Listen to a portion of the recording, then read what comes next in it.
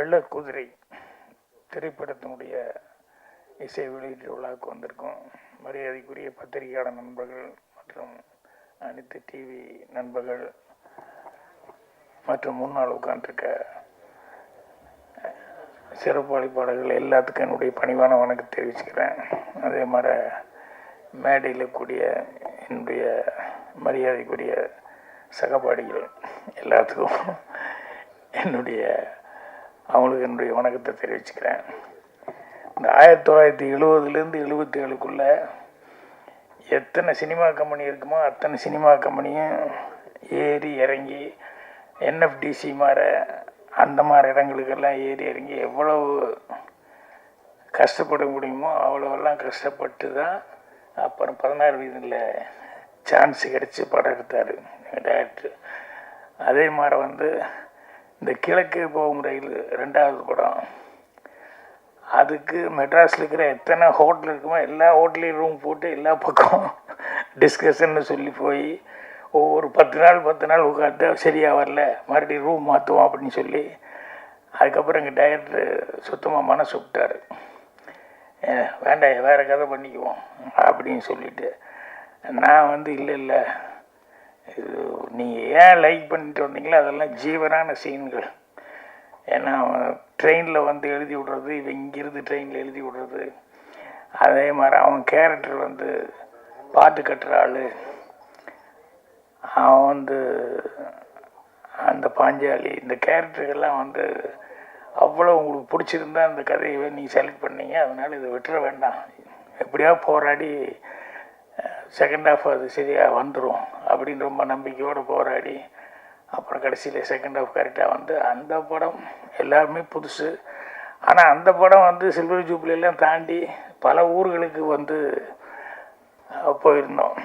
எதுக்குன்னா இதெல்லாம் நம்ம ஹரிஷ் ஓரி இவருடைய கஷ்டங்கள், அவர் என்னென்னலாம் 13 வருஷமாக இந்த கூத்துப்பற்றையில் மட்டுமே அவர் முயற்சி பண்ணிக்கிட்டு இருந்து நடிக்கிறது ஒன்றுக்காகவே ஊர்லேருந்து என்னென்ன சிரமப்படணுமோ அத்தனை சிரமம் பட்டு இன்றைக்கி இந்த வெள்ளக்குதிரை இந்த படத்து மூலமாக எல்லாத்துக்கும் தெரிய அளவு வந்திருக்கு.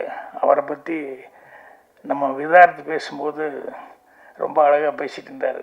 அதில் அட்ரஸும் கொடுத்துட்டு போயிருக்கல, அவருடைய வீட்டு அட்ரஸ் கொடுத்துட்டு இருந்தால் புதுசாக அசிஸ்டன்ட் எடுத்து வர்றவங்கெல்லாம் இந்த சான்ஸ் தேடி வர்றவங்க மெல்ல அவருடைய வீட்டுக்கு போய் ஒரு ப்ரெசன்ஸ் போட்டு ஒரு குட் மார்னிங் சொல்லிட்டு போவாங்க, சீக்கிரமே சான்ஸ் கிடைக்கும். ஏன்னா சில பேருக்கு அந்த ராசி உண்டு அந்த மாதிரி. அப்புறம் இன்னொன்று என்னென்னா, இந்த கொஞ்ச நாளைக்கு முன்னால் நம்ம டைரக்டர் வசந்த பாலன், அவர் நார்த் டைரக்டர் தான் குருதத்து, ஆனால் அவருக்கு வசந்த பாலன் அவர் ஒரு மலர் போட்டு இங்கே அவருடைய நண்பர்கள் எல்லாம் சேர்ந்து ஒரு விழா நடத்தினாங்க. ஏன்னா அவரோட மேலே டைரக்டர் அப்படின்னு சொல்லி இது அதில் போய் நான் கலந்துக்கும் போது தான் எனக்கு அந்த குருதத்து அவருடைய ஹிஸ்ட்ரி, அதுக்கப்புறம் சத்யஜித் ரே, மிருண்டால் சென், இந்த மாதிரி டைரக்டர்ஸ் எல்லாருமே அவங்களுடைய படங்களை பற்றி அதெல்லாம் சொல்லும்போது தான் இதெல்லாம் நம்ம மிஸ் பண்ணிட்டோமே, இனிமேலாவது பார்க்கணும் அப்படின்னு சொல்லிவிட்டு. ஆனால் கேள்விப்பட்டுகிட்டே இருந்த மொழிய அவங்க கதைகளை பற்றி சொல்லுவாங்க ஒழிய அதிகமாக உள்ளே போய் ரொம்ப அவங்கெல்லாம் இன்வால்வ் ஆகி பேசுகிற அளவுக்கு நம்ம பார்க்கலையே அப்படின்னு சொல்லிட்டு அது மேலே ஒரு சின்ன பிடித்தமே வந்தது. அது மாதிரி இந்த ஓரி 13 வருஷம் இந்த கூத்துப்பற்றையில் போய் இத்தனை வருஷம் கஷ்டப்பட்டுருக்காங்க போது அதையும் கொஞ்சம் நம்ம பார்க்கணும், அந்த கூத்துப்பற்றை என்ன அப்படிங்கிறது அப்படின்னு. அவர் எவ்வளோ தூரம் கஷ்டப்பட்டுருக்காருன்னு கூத்துப்பற்றையில் நானும் செல்வமணி சிரிச்சுக்கிட்டு அவர் இங்கே சாஷ்டாங்கமாக விழுந்தார். ஓ இப்படியெல்லாம் ட்ரைனிங் கொடுக்குறாங்களா அப்படின்னு சொல்லி. அது சரி இருந்தாலும் இந்த அளவுக்கு சாஷ்டாங்கமா அப்படிங்கிறது எனக்கு தெரிஞ்ச பெரிய நன்றிங்கிறது நம்ம ஏவிஎம் சரவணன் சார் தான் நல்லா அப்படி, அதுதான் எல்லாருக்கும் ஃபேமஸ். அதுக்கு அடுத்தபடியாக உங்களுக்கு தான் இவ்வளோ பெரிய இது. அதனால் அவர் விதார்த்து சொல்லிட்டு போனதுலேயே நிறைய விஷயங்கள் அவர் சொன்னார். உங்களுடைய கேரக்டர் என்னன்னு, உங்களுக்கு நீட்டாக இருக்கிறது பிடிக்கும் அப்படி இப்படிங்கிற மாதிரி, அதெல்லாம் பெரிய ப்ளஸ் பாயிண்ட்டு. உங்களுக்கு அது எல்லா விதத்துலையும் இனிமேல் ஹெல்ப்பாக இருக்க போகுது. அதுக்கு என்னுடைய வாழ்த்துக்களை தெரிவிச்சுக்கிறேன். ஏன்னா அந்த இடத்துக்கு போகிறதுக்கு ரூட்டே இல்லை இவங்க போன காலத்தில். ஆனால் அந்த 13 கிலோமீட்டர் வந்து கிட்டத்தட்ட ஒரு 5-6 தடவை ஏறி இறங்கியிருக்காங்க. கேமராமேன்லேருந்து எல்லாருமே, டைரக்டர்லேருந்து எல்லாருமே ஏறி இறங்கியிருக்காங்க. ஸோ அந்த அளவுக்கு சிரத்தை எடுத்துகிட்டு, ஏன்னா இந்த திங்ஸ் எல்லாம் எடுத்துகிட்டு போகிறது, ட்ராலி ட்ராக்கு இதெல்லாம் வேணும் அப்படின்னா தூக்கிட்டு போகிறதுங்கிறது வந்து ஆளுகளை வச்சு அதை வச்சு இதை வச்சுன்னு எடுத்துகிட்டு போகிறதுங்கிறது ஒரு சலிப்பான விஷயமாகி போகும். ஆனால் வந்து கண்டிப்பாக அங்கே தான் எடுக்கணும் அப்படின்னு சொல்லி அந்த லொக்கேஷன் வந்து வேணும், அது நேச்சுரலாக நல்லா இருக்கும் அப்படின்னு சொல்லிட்டு அவ்வளோ தூரம் முயற்சி பண்ணி பண்ணது அப்படிங்கிறது பெரிய விஷயம். அது அவ்வளோ தடவை வந்து போய் அப்புறம் 48 நாளைக்கு மேலே கஷ்டப்பட்டு அந்த படத்தை வந்து எடுத்திருக்காங்க. அது அந்த ஊரில் இருக்கிறவங்களையும் நிறைய பேர் அவங்கள மட்டுமே வச்சுக்கிட்டு, நம்ம ஊரில் ஒன்று பாருங்கள், எப்பவுமே சாமி நம்மளை காப்பாற்றுன்னு நினச்சிட்டு சொல்லிகிட்டு இருப்போம். ஆனால் உண்மையில் நம்ம தான் சாமியை காப்பாற்றிட்டு இருக்கோம். இருக்கிறதே அங்கே 30-40 வீடு தான் அப்படின்னாங்க. ஆனால் அவ்வளோ கஷ்டமான ஒரு இடத்துல வந்து ஒரு கோயில் ஒன்று எவ்வளோ பிரமாதமாக கட்டியிருக்காங்க பாருங்கள், ஹில்லு மேலே எப்படி செலவு பண்ணி கட்டியிருக்காங்க பாருங்கள். அதனால் நம்ம தான் சாமியை காப்பாற்றிட்டு இருக்கோம்.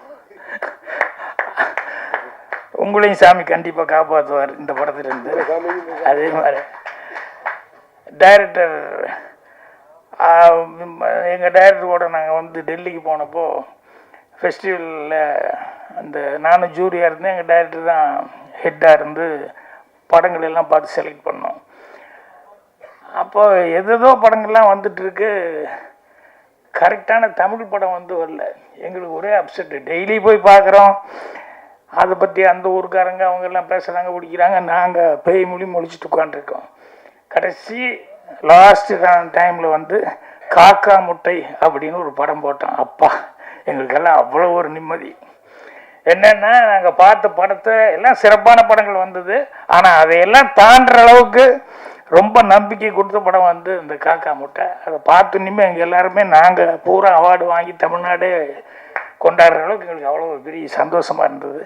அந்த காக்கா முட்டை படத்தினுடைய உதவி இயக்குனர் அவர். ஸோ எந்த மாதிரி ஒரு டைரக்டர் எந்த மாதிரி இடத்துன்னு வந்திருக்காரு அப்படிங்கிறது இங்கே வந்து 2 முகங்களை பற்றி அழகாக சொன்னார். ஒரு பத்திரிகையாளர் முகம்னு ஒன்று சொன்னார், இன்னொரு முகம்னு சொன்னார். அதில் அவருடைய முகம் ரொம்ப நல்லா தெரிஞ்சது. அதே மாதிரி இருக்கிற டெக்னீஷியன்ஸு, அவங்க கோல்டு மெடல் வாங்கினவர், அவர் வந்து சான்ஸ் கிடைக்குமா அப்படின்னு சொல்லிட்டு கோல்டு மெடல் படிச்சுட்டு இப்படி வந்து யோசனை பண்ணிருக்காரு. கேமராமேன், இவங்கெல்லாம் கஷ்டப்பட்டுருக்காங்க. கண்டிப்பாக அவங்களுக்கு எல்லாத்துக்குமே ஒரு நல்ல எதிர்காலம் இருக்குது. அப்புறம் இவங்களை பற்றி விசாரித்தேன். அவங்க மராட்டி அம்மா, அப்புறம் பார்த்தா ஆனால் டாக்டரு, அப்பா வந்து கர்நாடிக் டீச்சர் நினைக்கிறேன், அவர் வந்து மலையாளி. அப்புறம் இவங்க பிறந்து வளர்ந்ததெல்லாம் பாண்டிச்சேரி, ஆனால் பேர் அபிராமி. இவ்வளவும் எல்லாம் இருந்து கடைசியில் சுத்தமாக தமிழ் பேசுனாங்க. அதுதான் ரொம்ப ஆச்சரியமாக இருந்தது. இந்த மாதிரி இதில் அவங்க கேரக்டரை பற்றி அவங்க அழகாக சொன்னாங்க. ரொம்ப அவங்களுக்கு பிடிச்சிருந்தது அப்படின்னு சொல்லிட்டு. ஸோ இந்த படத்துக்கு வந்து மெயினாக சிவா பேசும்போது சொன்னார், ஏதாவது சின்ன படங்களுக்கெல்லாம் நான் வந்து பண்ணேன், நான் வந்து இவ்வளோதான் ஃபங்க்ஷனுக்கு வர்றேன் அவ்வளோதான். ஆனால் ஆக்சுவலாக பார்த்தா செல்வமணிலேருந்து தனஜனிலேருந்து சிவாலேருந்து உதயகுமார் இவங்க எல்லாமே பேரரசு எல்லாமே இதை தாண்டி அந்த சின்ன படங்களை எப்படியா கொண்டு வரணும் அப்படிங்கிற முயற்சி இருக்குது பாருங்கள். அதுதான் அவங்களுக்கு டெய்லி வேலையாகவே இருந்துகிட்ருக்கு. ஸோ ஏதாவது ஒரு படங்கள் இப்படி வந்துக்கிட்டே இருக்குது அந்த படத்தை. அதில் ஜேபி பேசும்போது சொன்னார், குகன் அவர்களுக்கு வந்து நன்றி சொல்லி சொன்னார். உண்மையில் இவங்க தான் கை கொடுக்கும் தெய்வம். இந்த மாதிரி சின்ன படங்களுக்கெல்லாம் வந்து இது, ஏன்னா அவ்வளோ சீக்கிரம் பெரிய படங்களுக்கு உடனே கிடைச்சிடும். இது எப்போவுமே சொல்லிட்டு, இப்போ சின்ன படங்களுக்கு தேட்டர் கிடைக்கலன்னு அப்போ கூட செல்வம் பண்ணிட்டு சொல்லிட்டு இருந்தேன். ரொம்ப காலமாக இதையே சொல்லிட்டு இருக்கோம் ஒழிய ஒரு சட்டம் வரலன்னா. அப்போ அவர் செய்தி சொன்னார், டாக்டர் கலைஞர் அவர்கள் இருக்கும்போது சட்டம் போட்டிருந்தார், கண்டிப்பாக ஒரு தேட்டராவது கொடுக்கணும் அப்படின்னு சொல்லிட்டு. ஏன்னா நான் மலேசியாவிலாம் அந்த சட்டம் இருக்குது, கண்டிப்பாக அவன் ஊர் படத்துக்கு வந்து கண்டிப்பாக ஃபஸ்ட்டு கம்பல்சரியாக கொடுக்கணும் அப்படின்னு சொல்லி சட்டம் இருக்குது. அந்த மாதிரி சின்ன படத்துக்கெல்லாம் கண்டிப்பாக தேட்டர் கொடுக்கணும் அப்படிங்கிறது வந்து கலைஞர் சட்டம் கொண்டு வந்தார். அது இப்போ இல்லாமல் போயிடுச்சு அப்படின்னு. அதனால் இப்போ இன்றைய முதல்வர் அவர் ஸ்டாலின் அவர்களுக்கு வந்து இந்த செய்தி போகுன்னு நினைக்கிறேன். அது முதல்ல திறந்து விடுங்கப்பா அந்த சின்ன படத்தை. ஏன்னா எலெக்ஷன் ஒரு நேரம் உடனே பண்ணிடுவாங்க. இந்த மாதிரி நேரத்தில் இதெல்லாம் ஞாபகப்படுத்தணும். ஸோ அவங்களுக்கு இந்த சின்ன படங்களுக்கெல்லாம் உதவி கொடுத்துட்ருக்கிறது ஆக்சுவலாக குகன் மாதிரி இவங்கெல்லாம் தான் வந்து செஞ்சிட்ருக்காங்க. ஸோ இந்த மாதிரி இருக்கிறது பத்திரிகையாளர் முதல்ல அவங்க வந்து இந்த மாதிரி சின்ன படங்களுக்கு வந்து அவங்க அவர் சொல்லும்போது இன்னொரு வார்த்தை சொன்னார், கண்டிப்பாக உங்களுடைய ஆதரவு, படம் உங்களுக்கு பிடிச்சிருந்த ஆதரவு அப்படின்னு தான் கான்ஃபிடென்ட், டைரக்டனுடைய கான்ஃபிடென்ட்டுங்கிறது தான். நானே ஃப்ரெஷ்ஷாக முடிஞ்சோன்னே வந்து அடுத்து எல்லோரும் ஒரு பார்ட்டி மாதிரி கலந்துக்குவோம். அப்போ படத்தை பற்றி மட்டும் பேச வேண்டான்னு சொல்லுவேன். என்னன்னா அது அவங்க பார்த்துட்டு என்ன நினைக்கிறாங்களோ அதை பண்ணிட்டு அதை பற்றி நம்ம அங்கே பேசவே கூடாது அப்படின்னு சொல்லிட்டு, நமக்கு வந்து அவங்க என்ன எழுதணும் அப்படிங்கிறது வந்து நம்ம அவங்ககிட்ட போய் எப்படிங்க என்னென்னலாம் கேட்டுக்கூடாது, அது எழுது தானே போகிறாங்க அப்படின்ட்டு. அந்த மாதிரி அந்த டைரக்டர் வந்து அவர் கான்டென்ட்டாக சொல்லி சொன்னார். ஸோ ஓரி அவர்கள் கஷ்டப்பட்டதுக்கும் இந்த டீமுடைய மொத்த கஷ்டத்துக்கும் வந்து கண்டிப்பாக ஒரு நல்ல பலன் இருக்கும். அதனால் மீண்டும் உங்கள் படம் வந்து ஃபங்க்ஷன் பண்ணணும், அந்த ஃபங்க்ஷனில் வந்து கலந்துக்கணும்னு நினைக்கிறேன். தொகுப்பாளினி, பிஆர்ஓ எல்லாருக்கும் என்னுடைய வாழ்த்துக்கள் தெரிவிச்சுக்கிறேன். எங்கள் டைரக்டர் சொன்னேன், அவருக்கு வந்து இன்றைக்கி வெற்றிமாறன் அவர்கள் வந்து ஒரு அது என்னது பட்டறையா கிளாஸ் ரூம், எனக்கு வந்து இங்கிலீஷ் வர மாட்டேங்குது, சாதாரண ஒர்க் ஷாப்பு அது இதுன்னு சொல்லுவாங்க இல்லையா, அந்த மாதிரி ஒரு நல்ல ஒரு விஷயத்தை வந்து பண்ணிக்கிட்டு இருக்காரு. ஏற்கனவே அவர் குருநாதர் பாலு மகேந்திர சாருக்கு பண்ணார், இப்போ ஏன் குருநாதருக்கு வந்து பண்ணிக்கிட்டு இருக்காரு. நேற்று அதை ஸ்டார்ட் பண்ணாங்க, நேற்றே நான் போக வேண்டியது இல்லை, நீங்கள் நாளைக்கு வாங்க கைதியின் தேடி படம் போகிறோம் அப்படின்னு சொன்னதுனால இப்போ அதில் போய் கலந்துக்கிறதுனால தான் நான் கொஞ்சம் நடுவுலேயே பேச வந்துட்டேன்.